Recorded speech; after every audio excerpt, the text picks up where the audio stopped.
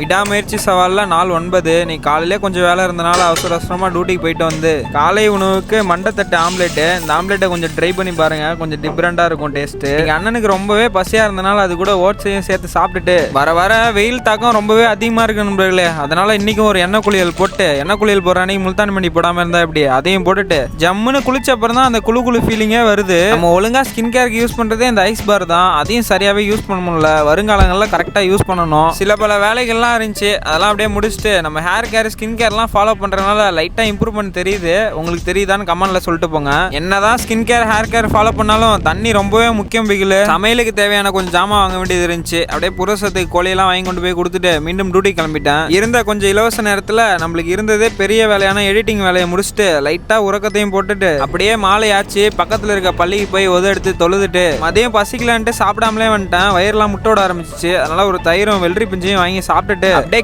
கிரிட்டுன்னு ஒரு 8 மணி அளவில் டியூட்டி எல்லாம் முடிச்சுட்டு வீட்டுக்கு போயிட்டு கோட் பண்றதுக்கு எனர்ஜி வேணும்ல, அதனால ஒரு வாய்ப்பயத்தை மட்டும் உள்ள அமுச்சு விட்டேன். பரவாயில்ல, அந்த வாய்ப்பையும் நல்லாவே வேலை செஞ்சான். நம்ம உடல் இருந்த சோர்வுக்கு நம்ம உடற்பயிற்சிக்கு செஸ்ட் மட்டும் போட்டுக்கலான்ட்டு செஸ்ட்லாம் போட்டு பம்ப்லாம் பார்த்தேன். பயங்கரமா இருந்துச்சு பாக்குறதுக்கு. நைட்டு உணவுக்கு வாங்கிட்டு வந்த சிக்கன் இருந்துச்சு, அதை சாப்பிட்டு மீண்டும் டியூட்டி இருந்துச்சு. டியூட்டிக்கு போயிட்டு வந்து இன்னைக்கு நாளை முடிச்சுக்கிட்டேன். விடாமுயற்சியோட இரு.